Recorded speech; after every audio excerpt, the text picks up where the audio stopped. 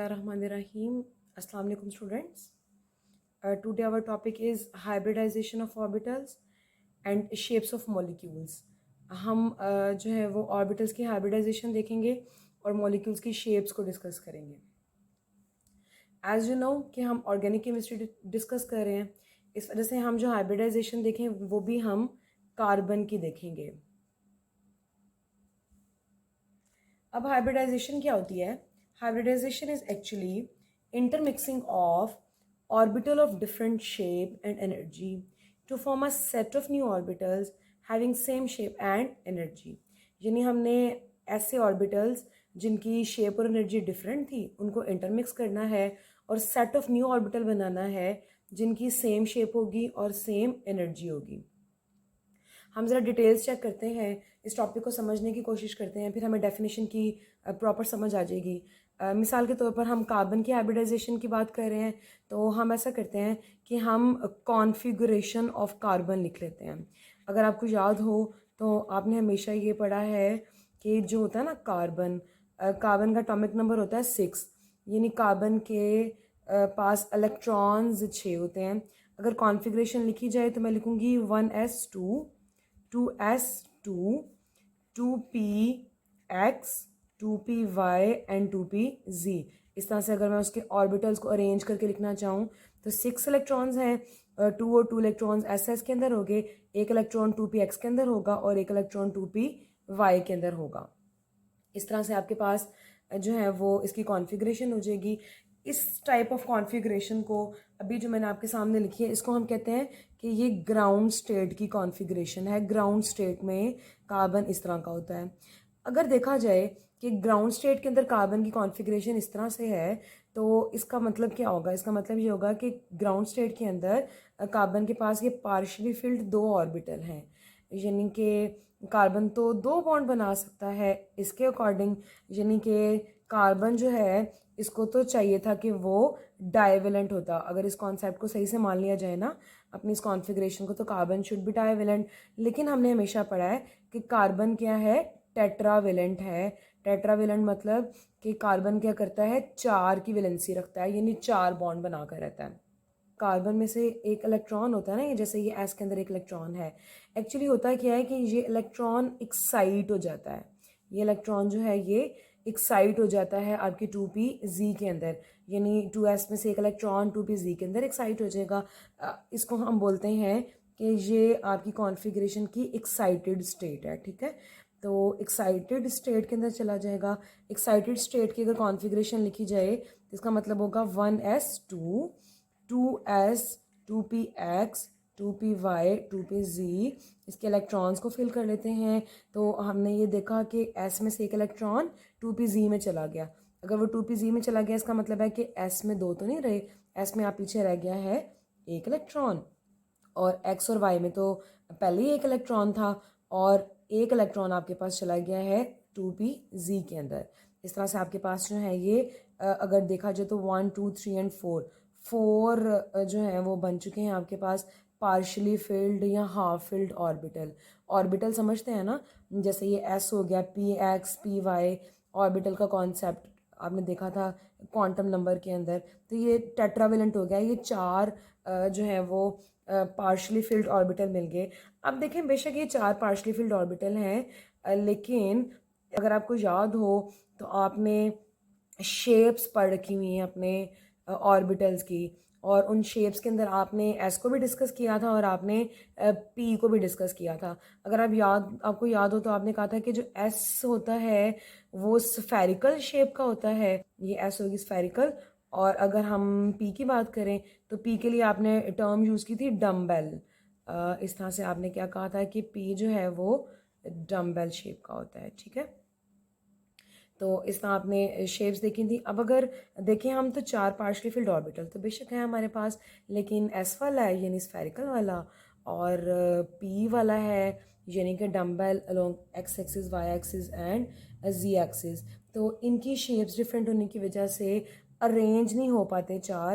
तो आमतौर पर ये समझा जाता है कि आपके जो 4 ऑर्बिटल थे ये क्या करेंगे कि ये इस तरीके से अपना बॉन्ड नहीं बनाएंगे, बल्कि वो हाइब्रिड हो जाएंगे। यानी अब आपकी जो हाइब्रिड स्टेट बनेगी ना, डिफरेंट तरह से वो हाइब्रिड हो सकता है। मिसाल के तौर पर हम एक स्टेट पढ़ लेते हैं जिसका नाम है कि हम sp3 हाइब्रिडाइजेशन पढ़ लेते हैं। हम जो है वो अगले लेक्चर के अंदर बाकी दो भी पढ़ेंगे, sp2 और sp भी। डिफरेंट तरह से वो हाइब्रिड हो सकता है, लेकिन अभी के लिए हम क्या करते हैं, हम sp3 पढ़ लेते हैं। sp3 का मतलब ये है कि एक s और 3p, ये आपने देखा, एक s और 3p आपस में क्या करेंगे, हाइब्रिड हो जाएंगे, यानी कि ये आपस में मिल जाएंगे और आपके पास सेट ऑफ न्यू ऑर्बिटल बन जाएगा। अब देखें, ये 1 2 3 एंड 4 थे टोटल, तो अब जो नया सेट बनेगा ना, उसके अंदर भी 4 ही ऑर्बिटल होंगे। ये मैंने 4 खाने बनाए हैं, यानी कि इसके अंदर भी 4 ही ऑर्बिटल होंगे। अब हर एक के पास एक एक इलेक्ट्रॉन था, तो अभी भी हर एक के पास एक ही इलेक्ट्रॉन होगा, बट अब की बार हम इसको बोलेंगे हाइब्रिड स्टेट। क्यों हाइब्रिड बोलेंगे, क्योंकि आपके एस और पी जो है ना, वो इंटरमिक्स हो गए हैं, हाइब्रिड हो गए हैं, इंटरमिक्स हो गए। तो अब इंटरमिक्स होकर जो बन गया, उनमें से हर एक का नाम ना तो एस रहेगा, और उनमें से हर कोई ना ही प्योरली पी रहेगा, बल्कि वो इंटरमिक्स हो चुके हैं। यानी हर एक को हम sp3 sp3 sp3 और sp3 बोलेंगे। तो आपकी थोड़ी सी डेफिनेशन हमने कवर कर ली है, जिसमें हमने कहा था कि इंटरमिक्सिंग होनी है ऑर्बिटल्स की ऑफ डिफरेंट शेप। तो आपने देखा वो जो ऑर्बिटल्स हमने मिक्स किए हैं वो डिफरेंट शेप के थे, स्फेरिकल था और डम्बेल था। उसको हमने क्या कर लिया, अब इंटरमिक्स कर लिया। अगर मैं ये प्लस का साइन इसलिए लगा रही हूँ कि अगर हम इंटरमिक्सिंग को देखें कि ये दोनों इंटरमिक्स हो गए। अब थोड़ा तसव्वुर कीजिएगा कि ये दोनों तो मिक्स हो गए हैं। अब आपने देखा कि ये डम्बल है, अलोंग एक्स एक्सिस भी है, अलोंग वाई एक्सिस भी है और अलोंग जी एक्सिस भी है। मैं एक ही केस ले लेती हूँ डिस्कस करने के लिए। तो आपके पास ये डम्बल है, अब इसके साथ स्फेरिकल वाला मिक्स हो गया। तो जब ये आपस में मिक्स होते हैं ना, तो ये कुछ इस तरह की शेप बना देते हैं, ठीक है, ये इस तरह की शेप बना देते हैं। अब अगर गौर किया जाए तो एक थोड़ा बड़ा है और दूसरा थोड़ा छोटा है। हम इसको थोड़ा मज़ीद क्लियर करके बना लेते हैं कि ये एक थोड़ा बड़ा है तो दूसरा छोटा है। अब हुआ क्या है, हुआ ये नहीं है कि एक आपका ऑर्बिटल छोटा हो गया है, एक तो अपने साइज़ का ही है, लेकिन दूसरा जो है वो बड़ा हो गया एक्स्ट्रा। यानी कंपैरेटिवली अगर आप चेक करेंगे ना इसको, यानी आप इस तरह से तसव्वुर करेंगे, इसका एक वाली जो साइड है, एक जो ये डम्बल की एक लोब वाली साइड है, वो जब अपने स्फेरिकल के साथ मिक्स हो गई है, तो ये टोटल मिलाकर थोड़ा बड़ा हो गया है, जिसकी वजह से ये हमें छोटा नज़र आ रहा है। लेकिन ये बहरहाल ये इस तरह से हो गया कि एक थोड़ा बड़ा होगा और एक वाली साइड जो है वो थोड़ी सी छोटी होगी। तो आपके जो sp3 बनेंगे ना 4, उन सब की शेप यही होगी, उन सब की शेप यही होगी, sp3 जो 4 बनेंगे। तो हमने थोड़ी डेफिनेशन किस तरह से कवर कर ली कि इंटरमिक्सिंग हुई है ऑर्बिटल्स की ऑफ डिफरेंट शेप। 2 मिनट के लिए एनर्जी को छोड़ दीजिए, अभी पढ़ते हैं, हम एनर्जी को भी पढ़ते हैं। तो ऑर्बिटल्स थे आपके डिफरेंट शेप के, और वो आपस में इंटरमिक्स हो गए और उन्होंने सेट ऑफ न्यू ऑर्बिटल्स बना दिया। ये आप देखें ना, सेट बन गया है। सेट मतलब कि आपके पास जो है वो ये तादाद एक बन गई है आपके न्यू ऑर्बिटल्स की, हैविंग सेम शेप। यानी अब जो ऑर्बिटल बन गए हैं वो प्योरली एस नहीं है, वो प्योरली पी भी नहीं है, बल्कि उनमें से हर कोई कौन है, sp3 है। और उनकी शेप ये आप देख रहे हैं कि स्फेरिकल भी नहीं है, उनकी शेप डम्बल भी नहीं है, बल्कि एक लोब बड़ा है और दूसरा लोब छोटा है। इस तरह से उनकी क्या बन, डिफरेंट शेप वाले सेम शेप के बन गए। अगर एनर्जी को देखें, अगर एनर्जी की बात करें, तो आप इस तरह से ले लें। आपको याद होगा कि ऑफ बोर्ड प्रिंसिपल में हमने पढ़ा था कि जो 1s है उसकी एनर्जी कम है, और फिर 2s की एनर्जी उससे ज़्यादा, और फिर ये 2p(x,y,z) इनकी ये जो डी जनरेट है इनकी सेम एनर्जी है। अगर मैं इस तरह से उस कॉन्सेप्ट को लेकर चलूँ कि मैं आपको कहूँ कि नीचे से ऊपर की तरफ एनर्जी इंक्रीज़ कर रही है, फॉर सेक ऑफ कन्वीनियंस, सिर्फ सीखने की खातिर कि आपके पास नीचे से ऊपर की तरफ एनर्जी जो है वो इंक्रीज़ कर रही है। अगर मैं ऐसे कहूँ ना कि ये आपके पास 1s की एनर्जी है, तो 2s की एनर्जी से ऊपर होगी, और जो 2p होगा वो उससे भी ऊपर होगा, ठीक है। ये मतलब मैंने 2s लिख दिया और ये मैंने 2p, अब 2p में 3 थे, 2px 2py और 2pz, इस तरह से मैंने इनको मेंशन कर दिया। अब देखें, एक बात तो नोट करने वाली ये है कि यहाँ पर जो मैंने डिस्टेंस बनाया ना 1s का और 2s का, आपने देखा होगा ये डिस्टेंस ज़्यादा है। क्यों ज़्यादा है, क्योंकि यहाँ पे मैं शेल चेंज कर रही हूँ, ये फर्स्ट शेल था और ये सेकंड शेल है, यानी वो इस तरह से पहले शेल की बनिस्बत दूसरे शेल की एनर्जी ज़्यादा होगी। और यहाँ पर आपके पास शेल तो सेम ही है ना, 2 और 2 शेल सेम ही है, ये एन को रिप्रेजेंट करता है, यहाँ पर जो 2 लिखा हुआ है या 1 लिखा हुआ है, एन यानी नंबर ऑफ शेल को रिप्रेजेंट करता है। तो शेल तो सेम ही है, लेकिन इसके अंदर एस और पी का फ़र्क आ गया, जिसकी वजह से इसकी एनर्जी चेंज हो गई। अब आपके पास जो बनेगा ना sp3, उसको हम फॉर सेक ऑफ कन्वीनियंस कहीं यहाँ पर लिख लेते हैं। ये 4 थे टोटल, अब हर कोई कौन है, sp3 है, यानी उसके पास प्योर एस करेक्टर नहीं है, प्योर पी करेक्टर नहीं है, ना तो शेप प्योर एस और पी वाली है, ना एनर्जी उनकी प्योर और एस और पी वाली है, बल्कि उनके इंटरमिक्स होने से एक एनर्जी और शेप आई है। तो ये आपकी बेसिक डेफिनेशन थी हाइब्रिडाइजेशन की, कि different shape of and energy वाले जो ऑर्बिटल्स हैं उनको इंटरमिक्स कर लिया जाए और सेट ऑफ न्यू ऑर्बिटल बना दिया जाए, जिनकी शेप भी सेम होगी और जिनकी एनर्जी भी सेम होगी। तो अब हम इनमें से किसी को भी एस नहीं बोला करेंगे, इनमें से किसी को भी हम पी नहीं बोला करेंगे, बल्कि सबको sp3 बोला करेंगे। हम ऐसा करते हैं कि एक एग्जांपल डिस्कस कर लेते हैं, एक स्ट्रक्चर डिस्कस कर लेते हैं, विच इज़ CH4 देखते हैं किस तरीके से अरेंज होगा। तो अब देखें आपके पास ये टोटल 4 बन चुके हैं ऑर्बिटल, और हर एक की शेप इस तरह से है कि उसका एक लोब बड़ा है और एक लोब छोटा है। तो अगर मैं इसको अरेंज करूँ ना मैक्सिमम डिस्टेंस के ऊपर, यानी आपके जो ऑर्बिटल हैं वो मैक्सिमम डिस्टेंस के ऊपर अरेंज होकर रहते हैं, तो इस तरह से होगा कि ये देखें, अगर एक यहाँ पर होगा ना, ये मैंने एक बड़ा और एक छोटा ड्रॉ किया है, तो दूसरा यहाँ पर इस तरह से ड्रॉ होगा, ठीक है। तीसरा जो है वो यहाँ इस तरह से ड्रॉ होगा, और चौथा जो है वो यहाँ पर इस तरह से ड्रॉ होगा मैक्सिमम डिस्टेंस के ऊपर। ये मैक्सिमम डिस्टेंस किस तरीके से होता है, मैं थोड़ा सा आपको 3D में समझाने की कोशिश करती हूँ। ये देखें, ये आपका जो चौथा लोब है ये वाला, ये थर्ड डायमेंशन में चला गया, यहाँ से आप क्लियर कट आइडिया ले लें कि ये थर्ड डायमेंशन के अंदर शामिल हो गया। तो ये मतलब बात करने का ये है कि ये दोनों लोब करीब नहीं है, बल्कि ये तीसरे डायमेंशन के अंदर चला गया, थर्ड डायमेंशन में चला गया है। अब फॉर कन्वीनियंस हम क्या करते हैं, हम इस तरह से लोब्स को नहीं लिखते, बल्कि हम क्या करते हैं कि वो जो बड़े वाली साइड है उसको लिख लेते हैं और छोटे वाली साइड को इग्नोर कर दिया करते हैं। तो अगर मैं CH4 यानी मीथेन का स्ट्रक्चर आपके सामने ड्रॉ करना चाहूँ तो वो किस तरीके का होगा, वो इस तरह से होगा कि कार्बन और कार्बन के आपने लोब ड्रॉ करने हैं। अभी हमने शो किया था कि एक ऊपर आएगा, एक नीचे, इस तरह से ये 3 तो आपने बड़ी आसानी से बना लिए। और अब जो चौथा है ना, उसको मैं यहाँ से इस तरह से टेढ़ा करके लिख रही हूँ। इस चौथे का मतलब क्या है, इस चौथे का मतलब ये है कि ये आपके इसके करीब नहीं है, ये थर्ड डायमेंशन के अंदर है, यानी आउट ऑफ द पेपर है, ये पेपर से बाहर है। इस तरह से आपने इसको तस्वर करना है। तो ये इन सब के पास एक एक इलेक्ट्रॉन है, और इन सब का नाम क्या है, इन सब का नाम है sp3 sp3 और sp3, ठीक है। तो ये इन सब का नाम है sp3। अब इन्होंने क्या करना है कि इन्होंने बॉन्ड बनाना है आपके हाइड्रोजन के साथ।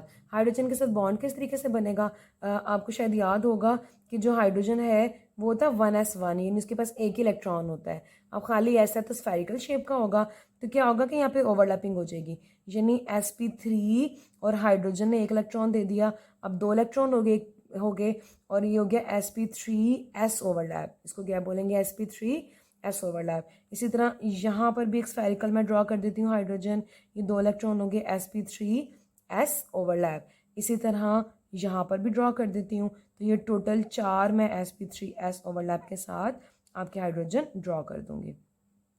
तो ये आपके पास सिंपली स्ट्रक्चर ऑफ मीथेन हो गया। इसका जो एंगल है ना वो 109.5 डिग्री का बनता है। और अगर शेप की बात की जाए, इसकी शेप है टेट्राहीड्रल।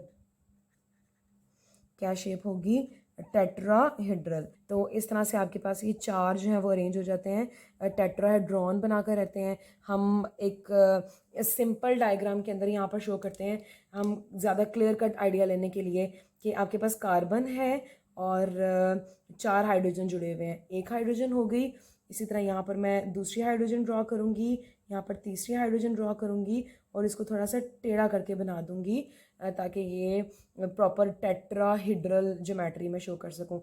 और अब देखें, मैं इसको ये डॉटेड लाइन से जोड़ रही हूँ ताकि मैं इसका ये टेट्राहेड्रल शो कर सकूँ, ये इस तरीके से, ठीक है। तो अब ये आप देख रहे हैं कि ये वाला प्लेन से बाहर है, आउट ऑफ द पेपर या इनटू द पेपर है, थर्ड डायमेंशन के अंदर है। तो ये आपके पास हो गया मीथेन का स्ट्रक्चर। अगर आप इसी sp3 को फॉलो करके इथेन का स्ट्रक्चर बनाना चाहें तो वो भी बहुत सिंपल है, वो भी आप बना सकते हैं। कि अब की बार आपने 2 कार्बन लेना है, इथेन होता है C2H6, यानी कि इस तरह से इसका स्ट्रक्चर होता है, कार्बन और साथ कार्बन जुड़ा होता है और 3 इस तरह से हाइड्रोजन इसके साथ होंगे और 3 ही हाइड्रोजन इसके साथ होंगे, ठीक है। इस तरह से अगर मैं लोब्स के अंदर डायग्राम बनाना चाहूँ तो कॉन्फ़िगरेशन मैंने पहले भी देख ली थी, ये मैं आपके सामने शो कर देती हूँ। कॉन्फ़िगरेशन ये पड़ी हुई है आपके पास जो है वो कॉन्फ़िगरेशन।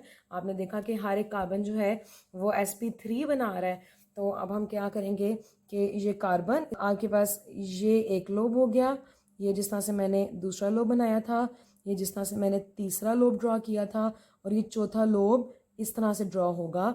अब दूसरी कार्बन होगी, दूसरी कार्बन क्या करेगी कि उसका लोब जो है वो एक ये वाला, एक ये वाला, एक इस तरह से, ये 3 लोब हो गए, और चौथा लोब यहाँ पर थोड़ा सा हम टेढ़ा करके ड्रॉ कर देंगे। अगर देखा जाए तो हर एक के पास एक एक इलेक्ट्रॉन है और हर एक का नाम है sp3, ठीक है। ये आप लिख लीजिएगा, हर एक का नाम है sp3। अब इसके दरमियान में जो इनका ओवरलैप हुआ है वो हुआ है sp3 ओवरलैप, यानी कार्बन और कार्बन के दरमियान। और बाकी आपको 3 इसके पार्शली फिल्ड ऑर्बिटल नज़र आ रहे हैं, तो वो क्या करेंगे, 3 हाइड्रोजन्स के साथ मिल जाएंगे, ये इस तरीके से, ठीक है।